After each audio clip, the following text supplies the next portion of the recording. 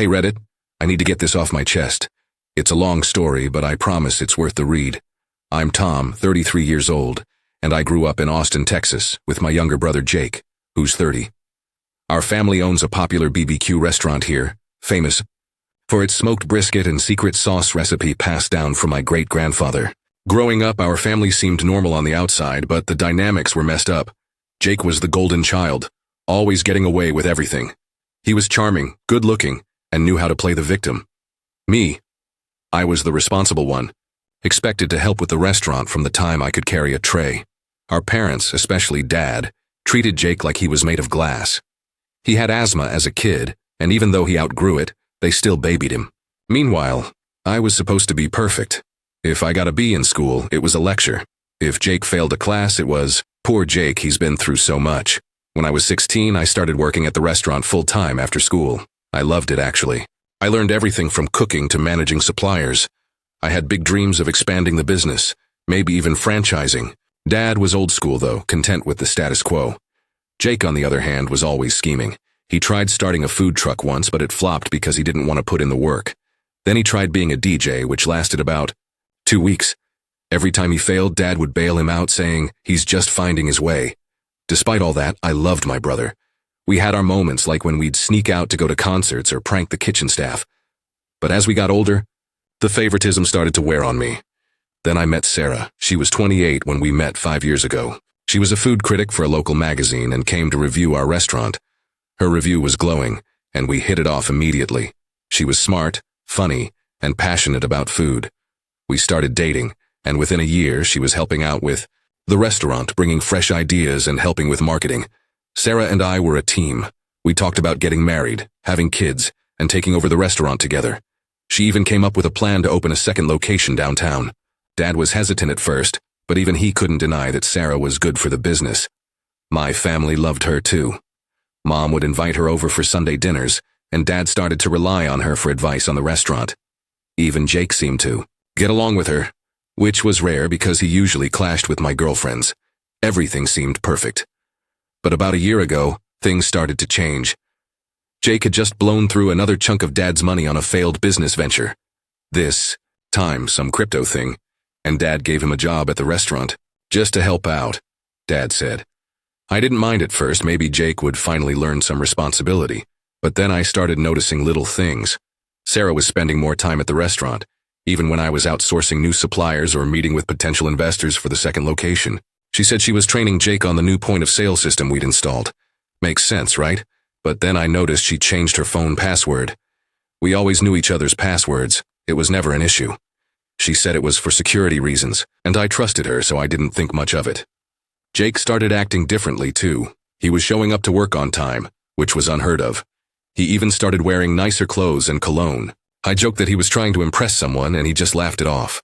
Sarah started talking about Jake differently, too. He's really getting the hang of things, she'd say, or your brother's actually pretty smart when he applies himself. It was weird because she used to roll her eyes whenever I complained about Jake's latest screw-up. I started to feel like something was off, but I couldn't put my finger on it. Maybe I was just being paranoid. After all, we were planning a wedding and a new restaurant location. There was a lot of stress. But then came the family dinner that changed everything. It was about 6 months ago. Sarah was acting strange all night, barely talking and constantly checking her phone.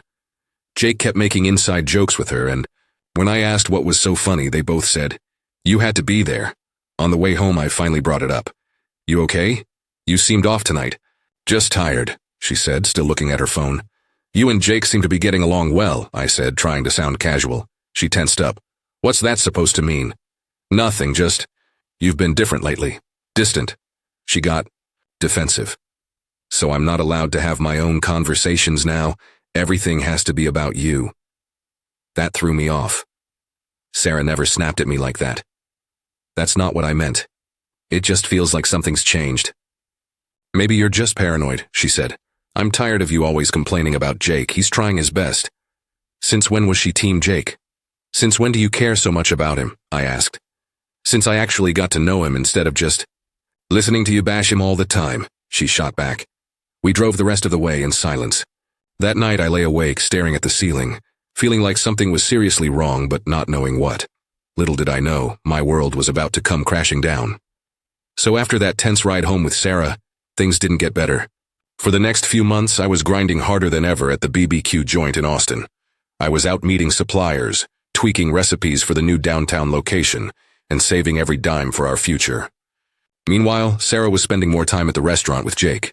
She said it was to keep things running smoothly while I was out, and I bought it. I mean, why wouldn't I? She was my fiancée, my partner and everything. But the signs kept piling up and I was too stubborn, or maybe too scared to see them. Sarah stopped coming with me to check on new equipment or meet potential investors. That used to be our thing, grabbing coffee, talking shop, dreaming about the empire we'd build. Now she was too busy with Jake, who, by the way, was suddenly Mr. Reliable at work. He'd roll in on time, all slicked up, acting like he cared about the business. I'd catch him and Sarah laughing in the back office over paperwork at weird hours, like 8 p.m. Paperwork? Really? Then there was the phone thing. She'd get jumpy if I even glanced at it, clutching it like it held state secrets. One night I asked, "Everything okay? You're glued to that thing lately." She snapped, "It's just work stuff, Tom. Chill." Chill. That wasn't her. She'd always been open, direct. Now she was dodging me like I was the IRS. Jake, meanwhile, was peacocking around. New boots, new watch, even a fancy haircut. I asked where the cash came from and he smirked. "Side hustle, bro." Side hustle? The guy couldn't hustle a sandwich order without screwing it up. I let it slide because I was too busy keeping the restaurant afloat. Then came the day it all blew up. It was a Thursday. I remember because I'd just landed a big catering gig for a tech firm's grand opening. I was stoked, texting Sarah about it, when she called me at 3 p.m., sobbing so hard I could barely make out her words. "Tom, I need to see you now. It's important." My heart dropped. Was it her mom, an accident? I told my crew I had an emergency and sped home. I found her parked in our driveway, still in her car, gripping the wheel like it was her lifeline. She wouldn't even come inside. I slid into the passenger seat, adrenaline pumping. "Sarah, what's wrong?" She wouldn't look at me, just stared ahead, tears streaming. Finally, she choked out, "I'm pregnant." For a split second, I felt this rush of joy. We'd talked about kids after the wedding. Maybe this was early, but we'd make it work. I started rambling. "Okay. We can move the wedding up, figure it out." "There's more," she cut me off, voice breaking. It might not be yours." The world stopped. My brain short-circuited like I'd bitten into a live wire. "Might not be mine?" I echoed, my voice sounding hollow, like it belonged to someone else. "Who else, Sarah?" She didn't answer, just kept crying. But I knew. The late nights, the secrecy, Jake's smug attitude. It crashed into me like a freight train. "No," I said, shaking my head. "No, tell me it's not him." She made this awful strangled sound. "It's Jake," she whispered. I laughed, a sharp, bitter bark that didn't even sound human. "Jake, my brother Jake? You're kidding, right? You tripped and landed in his bed." "It wasn't like that," she said, desperate. "It was one time, I roared, cutting her off. My head was throbbing, my hands clenched so tight my knuckles went white. "How long, Sarah?" She wouldn't meet my eyes. 3 months, maybe 4. "Does he know?" I asked, my voice cold, controlled, like I was holding myself together with duct tape. She nodded. "I told him yesterday. That's when I knew I had to tell you." I stared at her. This woman I'd loved, trusted, built a life with, and all I could think was how she'd sat across from me at dinner, laughing with Jake, while I was out there planning our future. "Were you ever going to tell me if you didn't get pregnant?" I asked. Silence, that was all I needed. I stumbled out of the car, lungs burning like I'd forgotten how to breathe. She followed, babbling apologies. "It wasn't planned. We ended it, I'm so sorry." But it was noise. White noise drowning out the image of them together plotting behind my back. I drove straight to the restaurant, rage boiling over. Jake was there, lounging in the office, feet up like he owned the place. The second he saw me, he knew. "Tom, listen, I can explain." I don't remember deciding to hit him. One second I was standing there, the next he was on the floor, blood pouring from his nose. "Explain?" I shouted. "Explain how you screwed my fiancée?" Dad and our pitmaster, Carlos, pulled me, off him. Jake scrambled up, yelling, "You're crazy, she came onto me first, we're in love, man." "In love," I spat, lunging again, but Carlos held me back. "You watched me plan a life with her, you piece of—" Then Jake dropped. "The bomb. She's having my kid, you can't ignore that." The room went dead quiet. Dad's face drained of color. He didn't know. Mom, who'd just walked in, started sobbing. Carlos muttered something in Spanish and bolted. I looked at Dad and said, He's your problem now. I'm done. Tom, wait, Dad called, but I was already gone. Family's family. Not anymore, I shot back. He stopped being family the second he touched her. I went home. Sarah was on the couch, bags half packed, crying. I never meant to hurt you, she said. 24 hours, I told her, voice flat. Get your stuff and get out. Block my number, lose my address. What about the baby, she asked. Hope it's Jake's, I said. If it's mine, we'll do a DNA test through lawyers. She tried to say more, but I walked out. I crashed at my buddy Ryan's place, turned off my phone, and let the world fade away. My brother, my fiancé, my family. Gone in one afternoon. If you thought the pregnancy bombshell and me decking Jake was the peak of the drama, oh boy, you're in for a ride. This is where my dad tries to play hero and makes everything 10 times worse. Let's dive in. After I left Sarah at our place and crashed at Ryan's, I went dark for a week. Phone off, brain on mute, just trying to process how my brother knocked up my fiancé and torched my world. Ryan's a saint, didn't push me to talk, just handed me beers and let me stew on his couch. But reality doesn't stay quiet forever. When I finally turned my phone back on, it was a flood, 60 missed calls. Most were from Mom and Dad, a few from Sarah and 2 from Jake, which took some nerve. I ignored them all except Mom's voicemails. She was bawling, begging me to come talk to Dad, who had a solution. I should have known it'd be a disaster, but Mom sounded wrecked, so I dragged myself over. Walking into my parents' house felt like stepping into a war zone. Mom looked like she hadn't slept since the 90s, eyes puffy and red. Dad was in his recliner, all stern like he was about to lecture me on how to smoke ribs.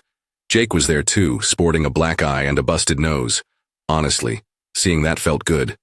Sarah wasn't around, thank God. Dad cleared his throat like, this was some board meeting. Tom, I've thought this through. Since you're not going to work it out with Sarah and with her, condition it makes sense for her and Jake to get married. I laughed, straight up cackled in his face. Married? He wasn't done though. And since they're starting a family, I'm giving Jake the restaurant. Sarah's got the know-how and Jake's eager to learn. They can learn? I cut in, still laughing, but it was turning manic. Jake can't even mop the floor without whining. You want me to train him to run my restaurant? Dad's jaw tightened. He's shown interest. You teach him? Teach him? I was losing it now. You want me to train the guy who slept with my fiancée to take over the business I've bled for? Are you out of your mind? Mom started crying harder. Jake just stared at the floor, spineless as ever. Dad pulled his trump card. This restaurant's in my name. If you won't help, maybe you should find another job. That hit me like brick. All those years, hauling kegs at 16, perfecting the sauce, landing big clients, and it meant nothing next to Jake's latest screw-up. I stood up, shaking my head. I'm done. Good luck with your new dream team. Tom, wait. Mom grabbed my arm, but I shook her off. Call me bro again, I snapped at Jake, and I'll break your jaw next time. He didn't say a word. Dad started yelling about loyalty and family as I walked out. I didn't look back. The next day, I called every major client. I'd brought in the tech firms, the wedding planners, the regulars who loved my brisket. Told them I was out and recommended some solid BBQ joints in Austin. Dad called, livid, accusing me of sabotaging him. I'm just letting my clients know I'm not handling their orders anymore, I said. Not my fault if they don't trust your new crew. And yeah, Jake and Sarah went for it. 2 weeks later, they tied the knot at the courthouse, like some twisted rom-com.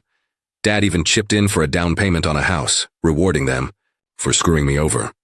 Meanwhile, I was left picking up the pieces of a life I didn't recognize. I didn't wallow long, though. I took a job with a rival BBQ spot across town.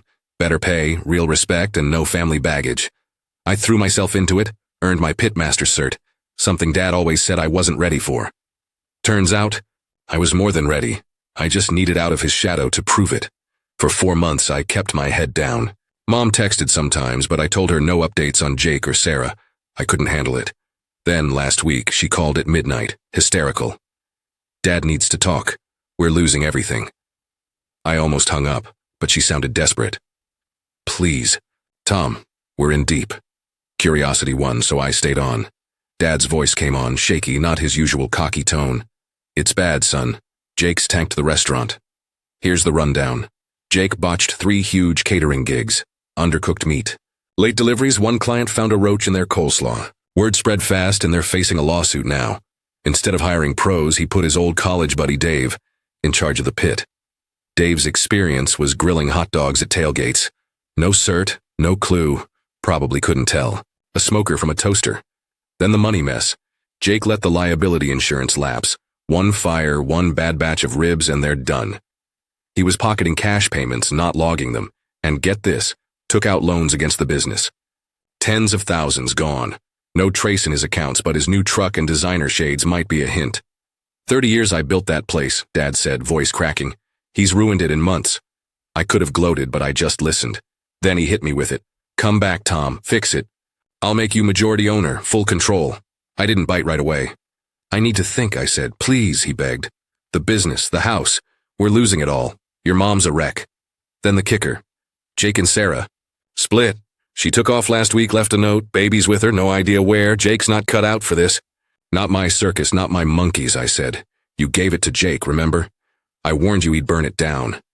Dad tried the guilt trip. Family, loyalty, blah blah. I cut him off. This is your mess now. Mom called later, sobbing about homelessness. It stung. She didn't deserve this. You can stay with me, I told her, just you. I can't leave Dad, she said. Then that's your call, I replied. My door's open, but only for you. If you've stuck with me this far, you know my brother Jake tanked the family restaurant. Sarah's carrying his kid. Or maybe mine. And Dad's finally eating crow. But just when I thought I'd clawed my way out of the rubble, the past came banging on my door. Literally. Here we go. After Dad's call about the restaurant imploding, I tried to focus on my new life. I'd landed a solid gig at a rival BBQ joint in Austin, pulling better pay and real respect. No more family baggage, just me, a smoker, and a crew that actually showed up sober. I even started dating again. Nothing serious, just casual dinners with a bartender named Lisa, who doesn't ask about my family. It felt good, like I was finally building something for myself, but peace doesn't last when you've got a family, like mine. A few days after Mom's We Might Be Homeless sobfest, I got a text from Sarah. Yeah, that's Sarah. I know I'm the last person you want to hear from, but I need help. The baby's yours. I got the DNA results. Jake took all my money and vanished. Please, I've got nowhere else to go. I read it, stared at it, and set my phone down. Didn't reply. Couldn't. It sat there like a loaded gun on my counter. The baby's mine? After everything, her cheating, the lies, the courthouse wedding to Jake, this was her play. Part of me wanted to call, demand proof, but the bigger part was just exhausted. I'd climbed out of their mess. Why let her drag me back in? I didn't have time to process it before Dad showed up. No call, no warning, just him standing on my porch when I got home from work. He looked rough, like he'd aged. A decade and a month. Unshaven, wearing this beat-up jacket I hadn't seen since I was a kid, driving Mom's old Honda because they'd sold his truck to cover debts. Can we talk? He asked, voice small, not barking orders for once. I let him in, mostly because I wanted him to see I didn't need him anymore. My place isn't fancy. 2-bedroom rental, decent furniture. But it's mine, earned with my own sweat. He stood in the living room looking lost, like he didn't know how to talk to me without a lecture script. He sat down, hands trembling, and spilled it all. The restaurant's dead. 2 clients suing over Jake's botched jobs, most regulars bailed after half-cooked ribs and no-shows. The bank's taking the house next month.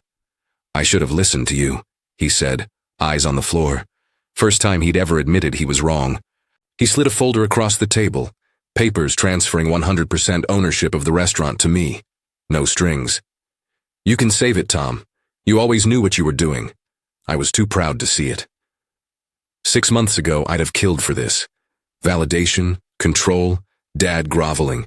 It was my dream on a platter. But now, I saw a sinking ship, not a legacy. What about Jake? I asked. Dad's face crumpled. He cleaned out our savings last week and took off. Left a note about finding himself. Typical Jake, makes a mess, then runs. Still, your brother, Dad said softer. He stopped being my brother when he decided family meant nothing. I shot back. Sound familiar? That stung him. Good. He tried again, pitching how we could rebuild together. Be a real family. I laughed, dry and hollow. Dad, I don't want it. You gave it to Jake, remember? You picked him over me after he slept with Sarah. Live with it. He switched to mom guilt. How she's falling apart, how the family's fracturing. She's welcome here anytime, I said. Just her. She won't leave me, he muttered. Then that's her choice. And this is yours. He sat there, deflated, then asked, where did I go wrong? I could have unloaded. Years of favoritism, propping Jake up while I busted my ass, handing him my life's work like it was a participation trophy. But what's the point? You didn't go wrong, Dad. You got what you wanted. Jake in charge. How's that working out? He left after that, shuffling out like a ghost. Looked 20 years older than when he walked in. Mom texted the next morning. They're moving to her sister's in Dallas soon. Dad's hunting for a job there. She begged me again to help them stay. My offer stands, I replied. You're welcome here, Mom. Just you. She didn't take it. I knew she wouldn't. Sarah kept texting, please about the baby, how she's broke, alone. Call my lawyer, I finally wrote back. If it's mine, I'll step up, through courts, not her. I'm not Jake. I don't dodge duty. But she burned that bridge, and I'm not rebuilding it for her. Work kept me sane. Lisa noticed I was off, asked what's up. Family stuff, I said. We're not close. She didn't push. Another reason I like her. I threw myself into the new gig, smoking ribs that beat anything Dad ever made. Clients raved, my boss gave me a raise, and I started sketching plans for my own spot someday. No family ties, just my rules. But nights were rough. I'd lie awake, Sarah's text looping in my head. The baby's yours. Should have hit harder, right? A kid changes everything. But all I felt was numb, tired, like I'd escaped a fire just for it to flare up again. Then Jake's note. Dad showed it to me before he left. Scribbled on a napkin. Need to figure shit out, sorry. Sorry.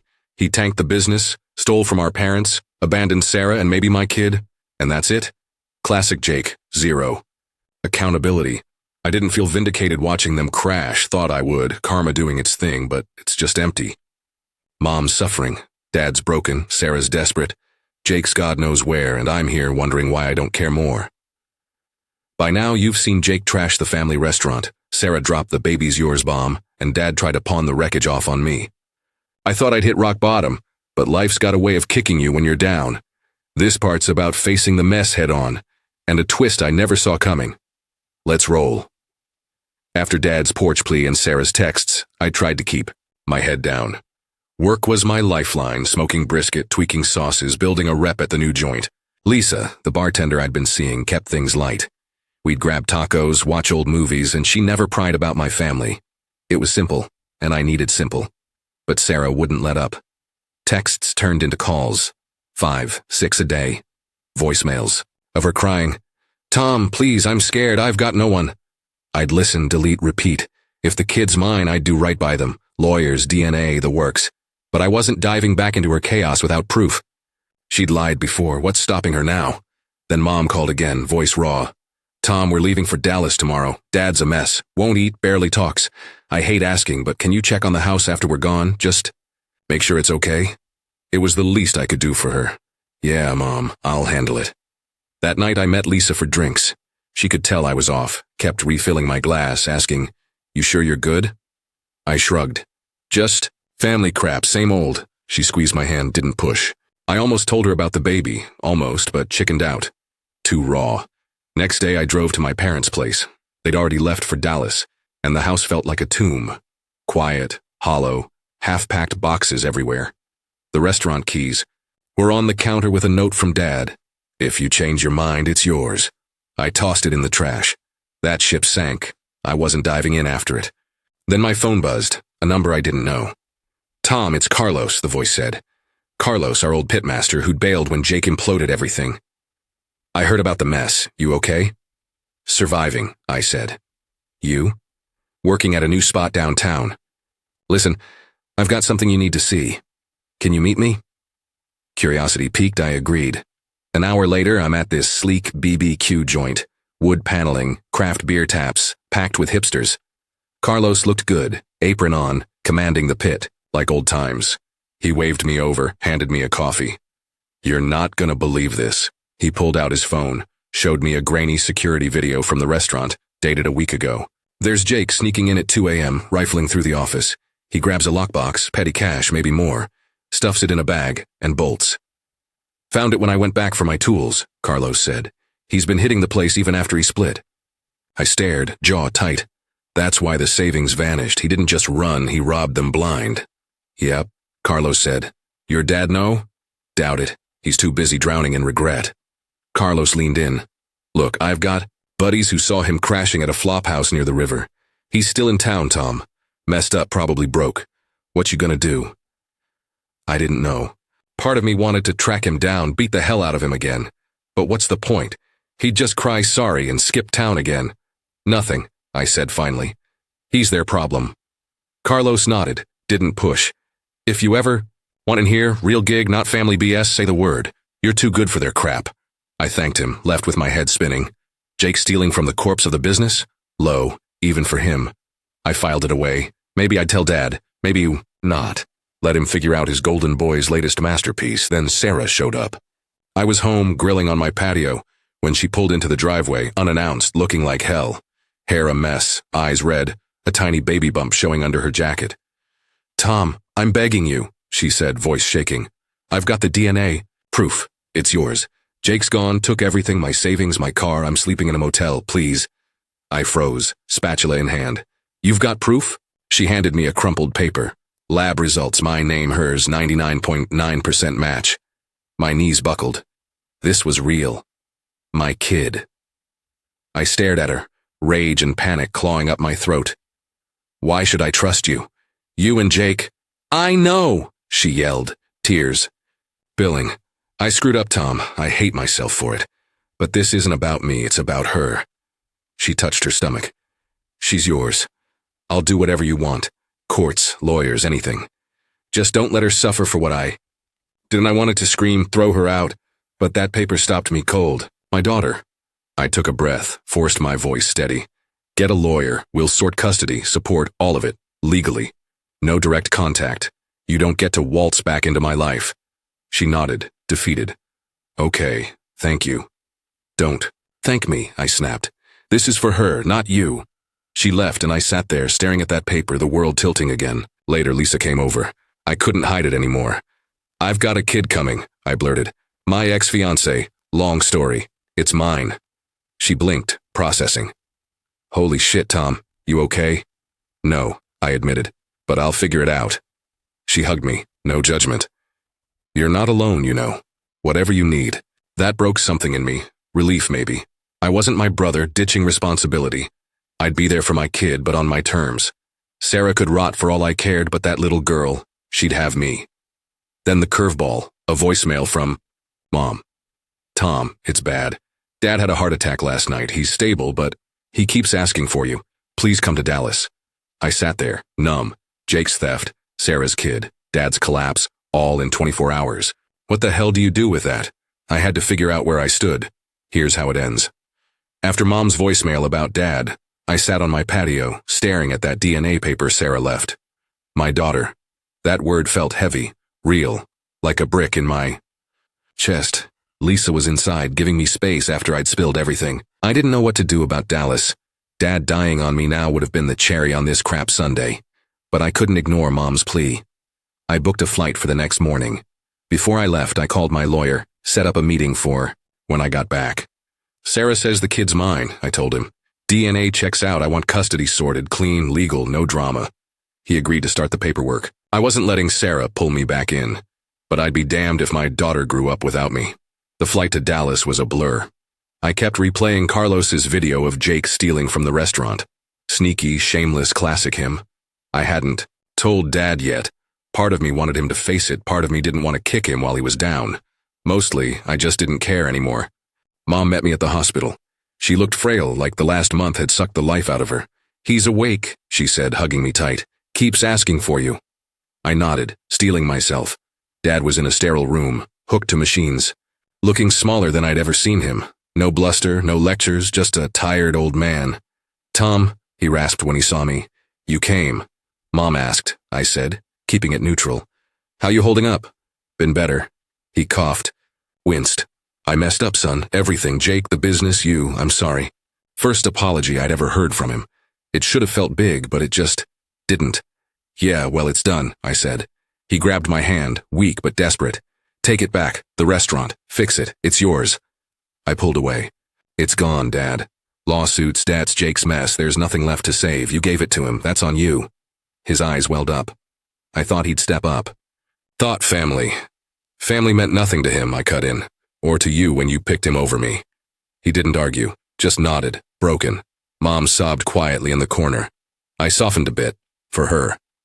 "Look, I'm not here to bury you. Just rest. Figure out what's next." Before I left, I dropped the Jake bomb. He didn't just run. He stole from you. Cash, savings, hit the restaurant after he split. Carlos caught it on tape. Dad's face went gray. Mom gasped. Thought you should know. I walked out, leaving them to digest that. Back at their new place, Mom's sister's cramped duplex, I crashed on the couch. Mom tried one last pitch. Stay, Tom. Help us rebuild. My life's in Austin, said. You're welcome there, always, but I'm not burning myself out for this again. She hugged me, didn't push. Next day, I flew home. Sarah was waiting when I landed, parked outside my place holding a folder. Lawyers got the custody stuff started, she said, voice flat. I'm not fighting you. I just want her to be okay. I took the folder, more DNA proof, her signature on some prelim forms. Good, I said. We'll do this right. For her. She nodded, lingered like she wanted to say more, then left. I watched her go, feeling nothing. Not hate, not love, just done. Work was my anchor after that. My boss at the new joint gave me a promotion. Head pitmaster, full creative control. Lisa stuck around, steady as ever. I told her the whole saga one night over beers. Jake, Sarah, Dad, the baby.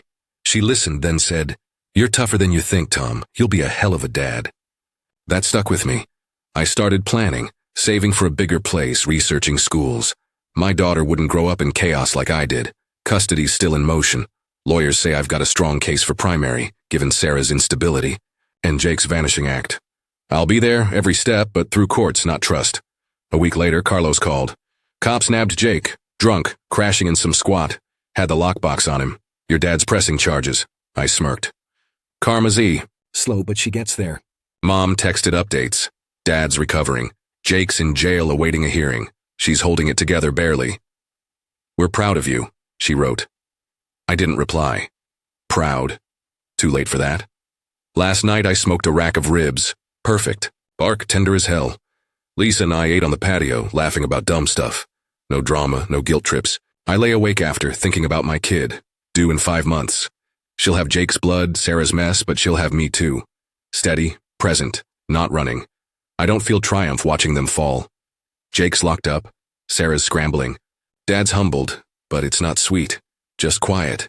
I'm not my brother ditching what matters. I'm not my dad clinging to a dead legacy. I'm just Tom, pitmaster, soon-to-be father, building something new. That's it, Reddit. End of the road. No revenge fireworks, just me walking away, living well, best I can do. Thanks for writing this out. Thoughts?